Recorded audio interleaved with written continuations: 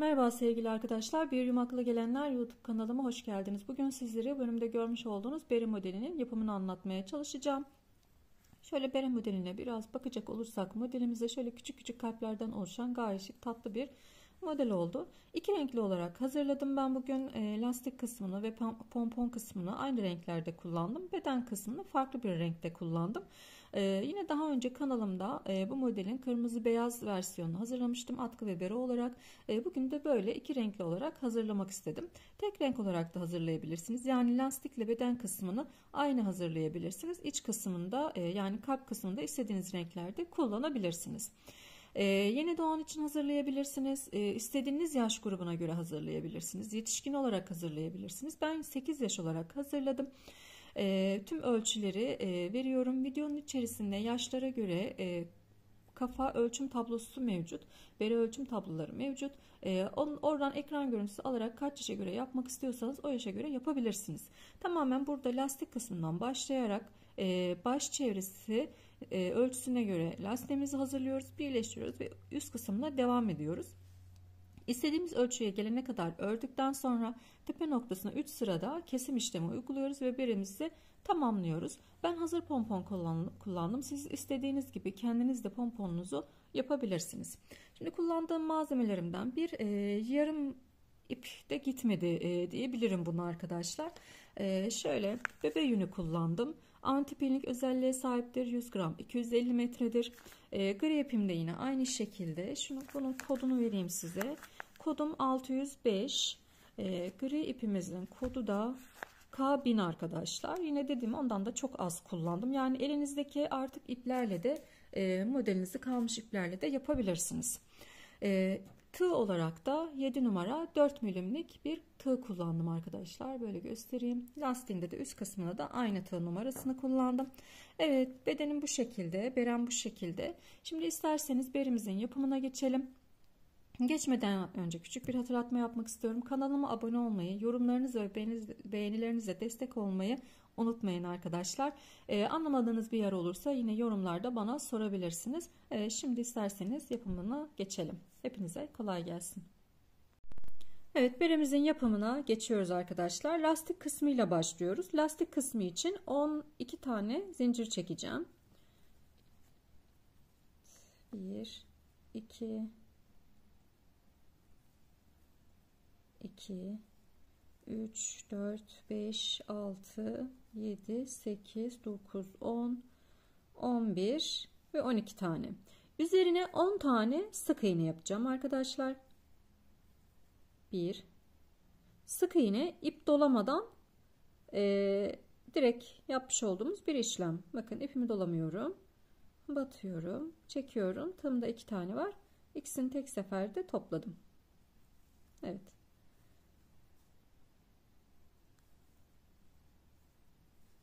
On tane sık iğne yapacağım. 2, 4, 5, 6, 7, 8, 9 ve 10. Evet, sonda kaldığında buradan sökebiliriz arkadaşlar onu. Şimdi dönüyorum. Bir tane zincir çekiyorum. Burada lastik yaparken normalde batarken ilmeklerimizi bu şekilde bu kısımlarına batıyoruz. Ama biz burada sık iğneden lastik yapacağız. O yüzden şöyle döndürüyorum bakın. Şu şekilde arpa şeklinde, zincir şeklinde kısımlarımız var. Bu kısımların bakın şöyle ortadan geliyorum. Arka kanadından, arka taraftan çıkıyorum yani. Yine bir tane sık iğne yapıyorum. 1. Yanındakine yine bakın yanındakine de yine aynı şekilde. İkinci sık iğnem. Yanındaki aynı şekilde. Üçüncü sık iğnem.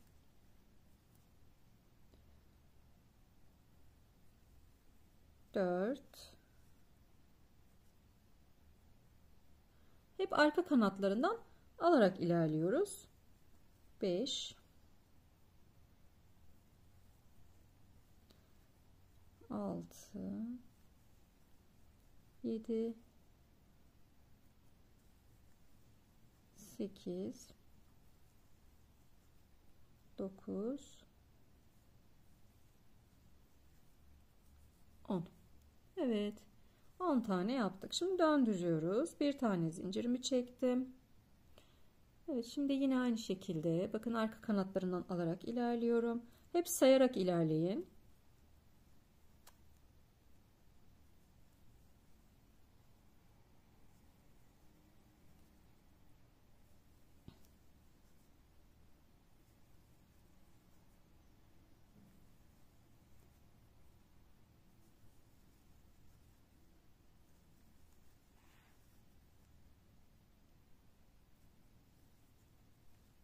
Evet, 10 tane yine yaptık. Döndürüyorum bir zincir.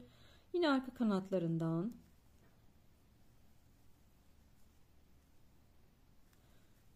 Evet.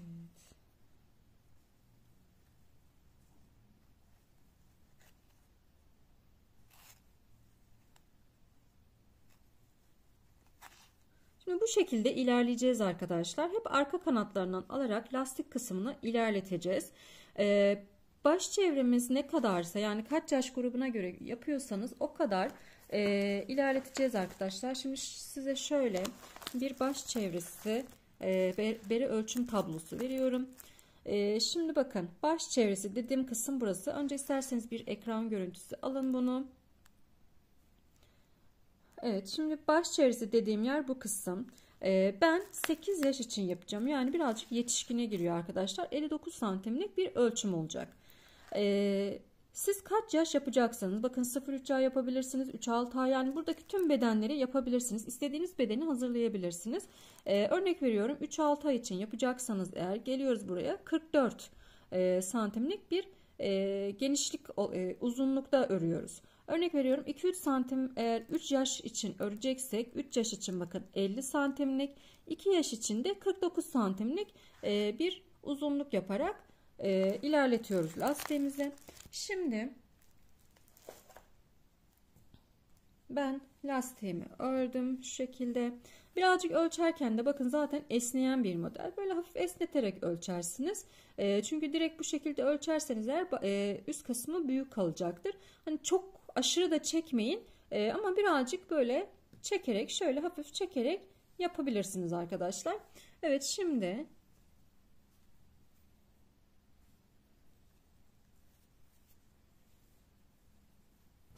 şöyle birleşimimizi yapacağız. Şöyle çevireyim bu kısımdan. İki tarafın birleşimini yapacağız. Şimdi iki tarafın birleşimini yapmak için bakın öncelikle şöyle bir batalım.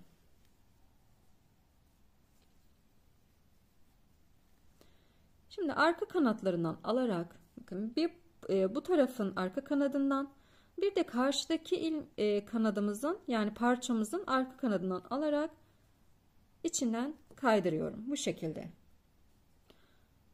Önümüzdeki önce bize bakan tarafın arka kanadı, daha sonra karşıdakinin arka kanadından alarak kaydırma yapıyorum.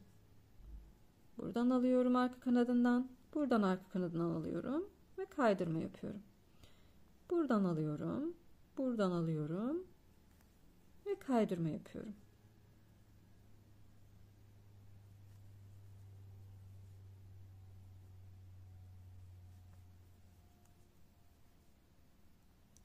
Sırayla hep birbirine denk gelecek şekilde yapıyoruz ki arkadaşlar ilmeklerimiz de şaşmasın. Muntazam bir şekilde birleşimimizi yapabilelim. Evet, bakın birleşimimizi yaptık. Şimdi döndürüyoruz. Orası iç kısımda kalacak. Şöyle hiçbir şekilde belli olmayacak. O kısmı da kullanabilirsiniz. Aslında çok da belli olmuyor baktığınız zaman. Ben şöyle döndürdüm. Şimdi üzerine bir sıra sık iğne gideceğim. Hemen bir tane zincirimi çektim. Dip kısmına bir tane sık iğne yapıyorum. Yan tarafına bir tane sık iğne yapıyorum. Yani her sıraya, her gittiğimiz sıraya bir tane sık iğne yapıyoruz arkadaşlar. Buradaki ilmek sayımızı ayarlayalım. 5 ve 5'in katları olacak şekilde ayarlayalım arkadaşlar. Eğer denk gelmeyecekse şöyle aynı yere iki tane batabiliriz. Hani 5 ve 5'in katlarına denk getirebilmek için.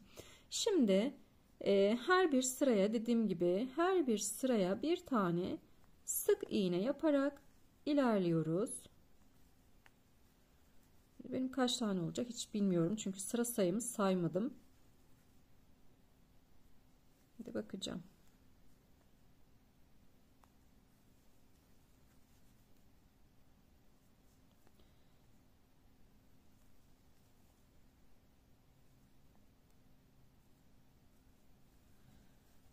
Evet.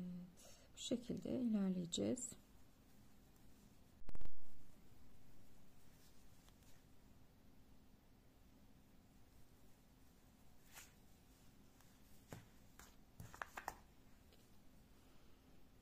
Evet arkadaşlar, sıra sonuna kadar isterseniz gelelim.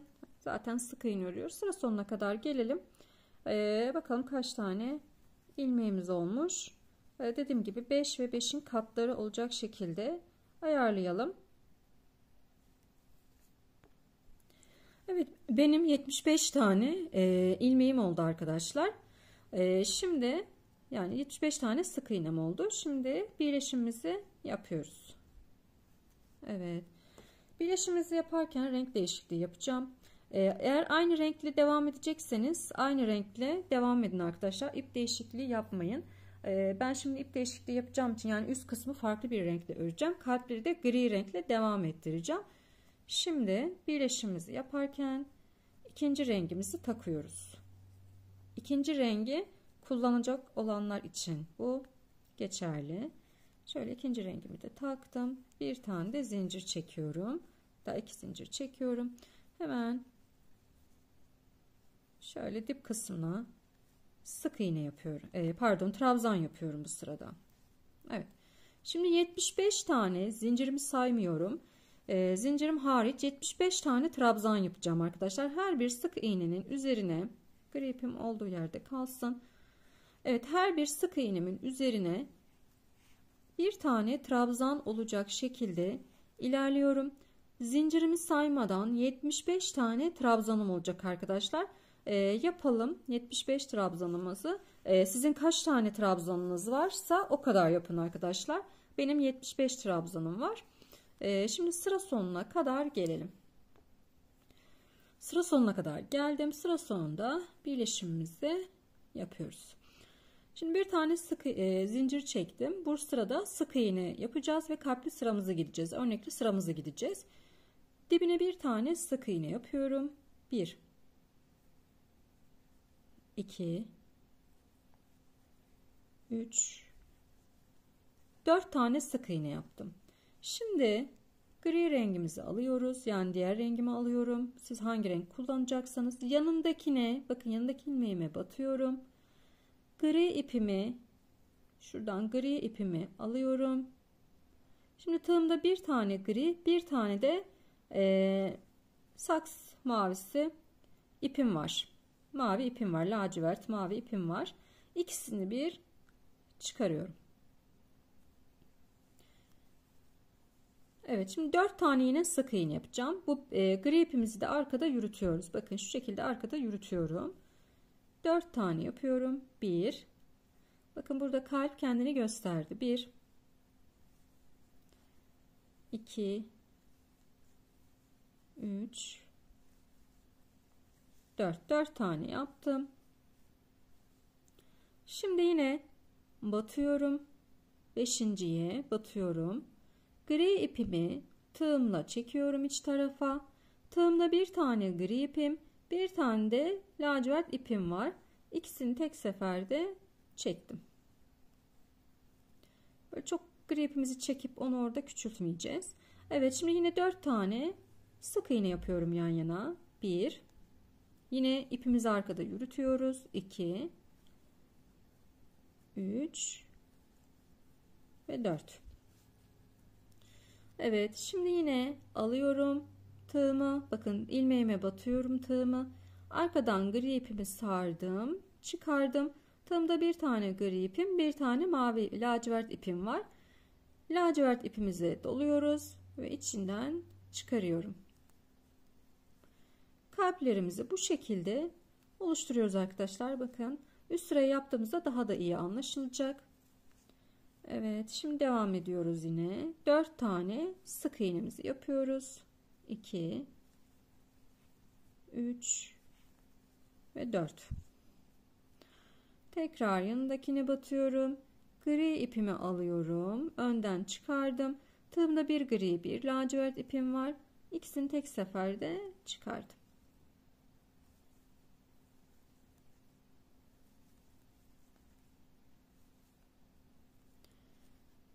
Evet, bu şekilde 3 4 tane daha sık iğnemizi yapıyoruz. Yine aynı şekilde batıyorum. Tığımı çıkarıyorum. Evet, sıra sonuna kadar böyle gelelim arkadaşlar.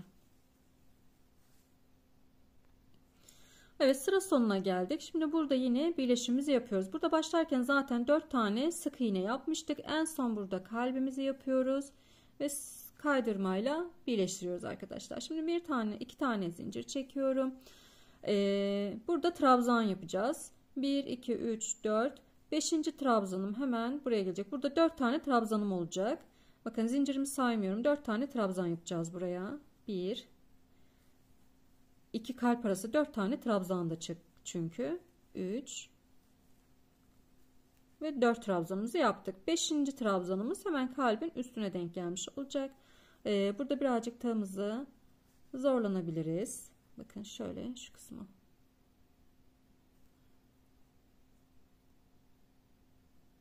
Evet.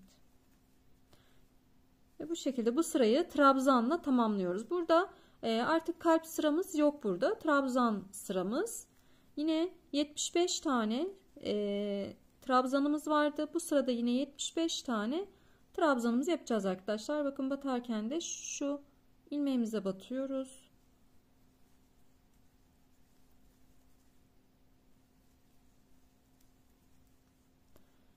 O ilmeklere battığımızda kalplerimiz zaten birazcık daha büyümüş oluyor. Şimdi sıra sonuna kadar geleceğiz.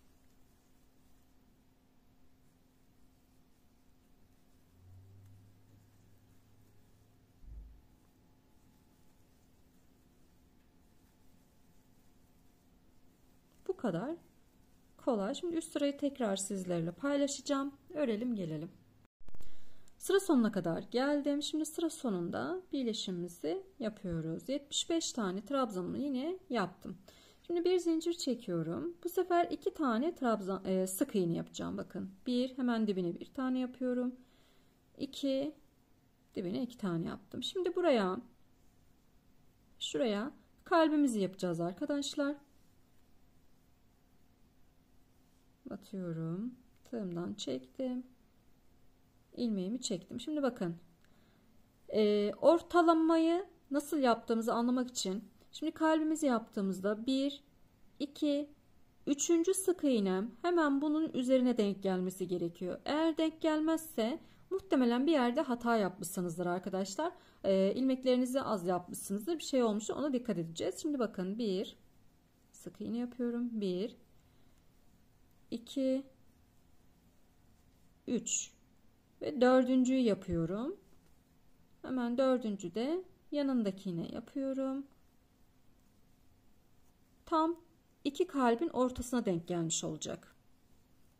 Dediğim gibi onu da bakın 1 üçüncü sık iğnem direkt bu kalbin üst kısmına denk gelmiş olacak. 2 üçüncüsü de bakın tam üstüne denk geliyor. 3 ve yanına da yine 4. Evet, tekrar batıyorum. İpimi aldım ve devam ediyorum. 4 tane sık iğne yapıyoruz. 3 4 batıyorum. Gri ipimi alıyorum. Tığımda ikisini bir çıkarıyorum. Bu sırayı da bu şekilde yapıyoruz arkadaşlar. Şimdi yine sıra sonuna kadar ilerleyelim. Bu kalp nasıl yapılıyor? Bunu anladık. Hani ilk sırada iyice gösterdiğimi düşünüyorum. Bu sırayı sonuna kadar yapalım. Bu son kısmı da yine sizlerle paylaşacağım. Evet, sıra sonuna geldim. Kalbimizi yaptık. 1 2 tane sık iğne yaptım. Bu tarafta da yine 2 tane sık iğne yapmıştık. 4 tane sık iğne olmuş oldu arada. Hemen birleşimimizi yapıyoruz. Bakın aynı şekilde burayı da ortalamış olduk. Şimdi 2 tane zincir çekiyorum. Burada bakın yine zincirimi saymıyorum. 1 2 tane trabzanım oldu. 2. Üçüncü trabzanım hemen kalbin üst noktasına denk gelecek. Ve devam edeceğiz. Bunlara çok dikkat edelim. Kalpleri ortalamaya dikkat edelim. Sürekli alttaki kalple eşit mi? Hani aralamış mıyız? Ortalamış mıyız? Ona dikkat edeceğiz. Evet, yine bunların başına batıyoruz. Bu kalplerin başına batmak birazcık zorlayabilir bizi arkadaşlar. Şimdi yine burada da 75 tane trabzanımı yapacağım. Sıra sonuna kadar geleceğim. Birleşimimizi yapacağız. Üst sırada yine sık iğne ile 4 tane sık iğne yapacağım. Beşincimize kalbimizi yapacağız. Dediğim gibi tam ortalamamız gerekiyor. Ona dikkat ediyoruz. Hani ortalayıp ortalamadığımızı nasıl anladığımızı söylemiştim size. Bu şekilde kaç sıraya ve kaç santim yapacağım sizlerle paylaşacağım. Ben de yapayım. Sizler de yapın. Kaç santimlik bir ölçü olacak. Onu yine sizlerle paylaşacağım. Şimdi o kısma kadar gelelim. Kesim yerine kadar gelelim. Arkadaşlar ben birimin uzunluğunu tamamladım. Şimdi sadece trabzan sıralarını sayıyorum. Bakın 1, 2, 3, 4, 5, 6, 7, 8, 9 sıra trabzan sıramız var. Kalpli sıralarımız 1, 2, 3, 4, 5, 6, 7, 8, 9 sırada kalpli sıramız var. Şimdi santim olarak da yine vereceğim. Lastik kısmıyla birlikte ölçüyorum. Şöyle 18 santimlik bir ölçümüz var. Kesim yerine geldik. Yeterli bir ölçü benim için. Şimdi en son kalpli sıramızı, yani sık iğneli kalpli sıramızı yaptık. Şimdi trabzanlı sırada kesim işlemimizi uygulayacağız. Şöyle 2 tane zincirimi çekiyorum. Evet. Hemen dibine bir tane trabzanımı yapıyorum. Şimdi yanındakine batıyorum. İpimi aldım. Batıyorum. 2 çıkardım. Tığımda 2 tane var. İpimi doluyorum. Yanındakine tekrar batıyorum. 2 tane çıkarıyorum. Tığımda 3 tane var. Hepsini tek seferde topladım. Evet. Bir tane kesim yaptık. Şimdi bir tane normal trabzanımızı örüyoruz. Hiç kesim yapmadan. Şimdi yine bir tane daha keseceğim. Bakın ipimi doluyorum. Yanındakini batıyorum. 2 çıktım. Tığımda 2 tane var. İpimi doluyorum. Tekrar yanındakine batıyorum. 2 çıktım. Tığımda 3 tane var. Hepsini tek seferde topladım. Bir tane örüyorum trabzan. Ve yanındakine yine kesim yapıyoruz. Batıyorum. 2 çıktım. Tığımda 2 tane var. İpimi doluyorum. Yanındakine batıyorum. 2 çıktım. Tığımda 3 tane var. Hepsini tek seferde topladım. Bir tane örüyoruz. Bir tane de kesim yapıyoruz arkadaşlar. Şu kalplerin tepelerine tığım kalın olduğu için biraz girmekte zorlanıyorum. Evet. Bir tane ördüm. Şimdi yine kesim yapıyorum.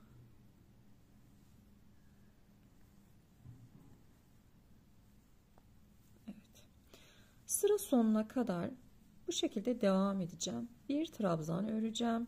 Bir trabzan keseceğim.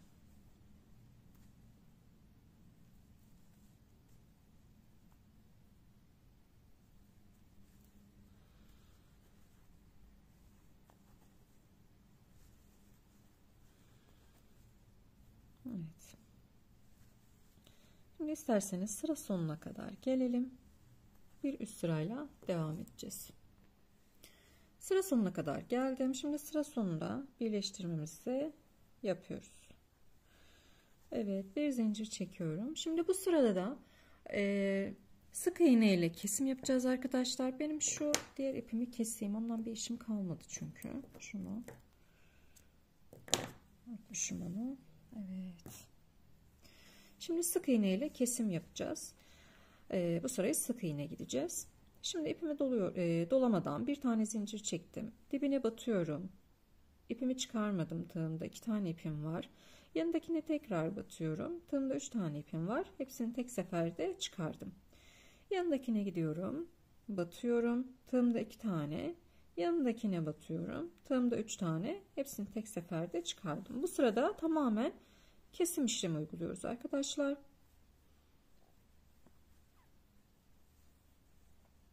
Bakın batıyorum. Tığımda 2 tane var. Tekrar ipimi dolamadım. Yine batıyorum yanındakine. Tığımda 3 tane var. Tek seferde çekiyorum. Battım. Tığımda 2 tane var. Yanındakine battım. Tığımda 3 tane var. Tek seferde çektim. Evet, sıra sonuna kadar kesim işlemimizi böyle tekrarlayacağız.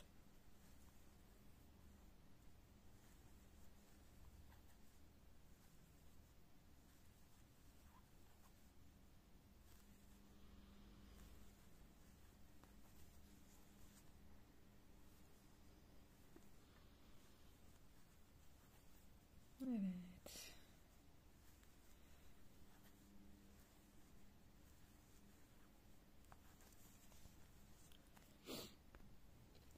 Sıra sonuna kadar geldim. Bakın burada sık iğne ile kesime başlamışız. Hemen şöyle birleşimimizi yapıyoruz.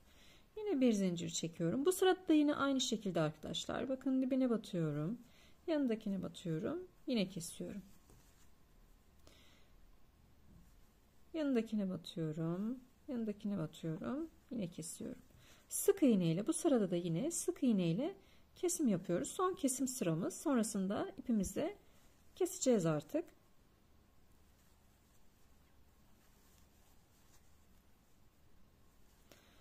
Şimdi dilerseniz sıra sonuna kadar yine gelelim.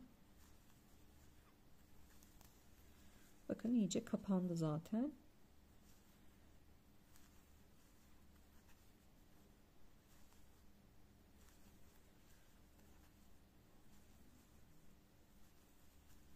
Evet.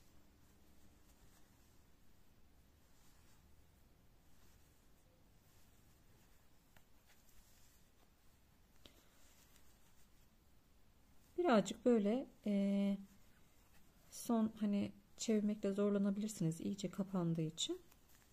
Şimdi bakıyorum. Evet. Sıra sonuna kadar gelmişim. Bakın üst üste 2 sık iğne sırası gördüğünüz zaman sıra sonundayız şu anda.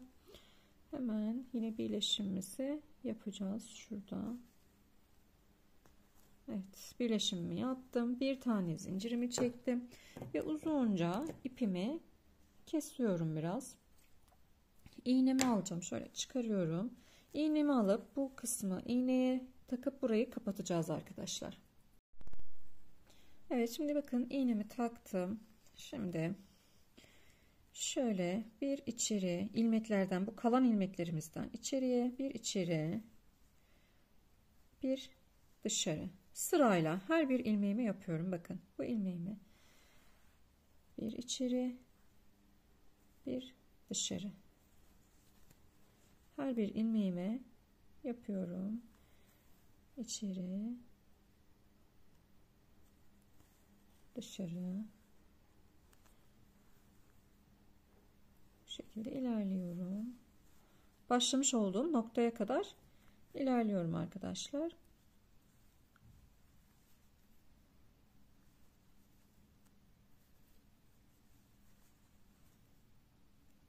Evet.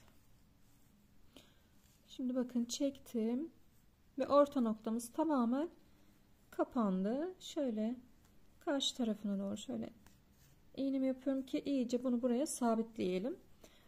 Bunu ters yönden de yapabilirsiniz ama benim buraya pompon gelecek arkadaşlar. O yüzden zaten gözükmeyeceği için bu kısımdan yapıyorum.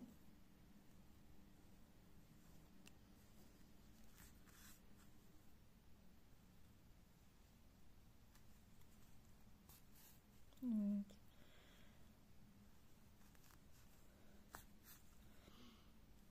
İyice bunu şöyle en sonunda da bir tane düğüm yaptım ve tamam. İpimizi kesiyoruz.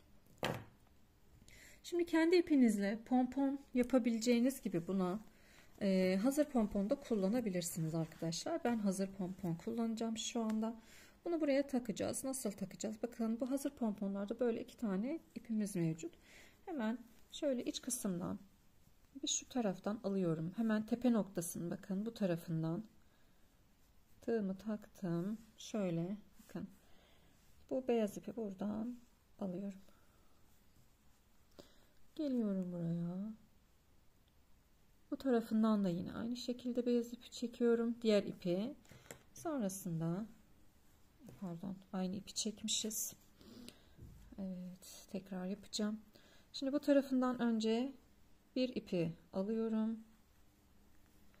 Daha sonrasında diğer tarafından buradan diğer ipini, ikinci ipini alıyorum. Ve şöyle iç kısımdan bu iplerimizi çekip iyice sıkıştırıyoruz. Bağlıyoruz bunu buraya.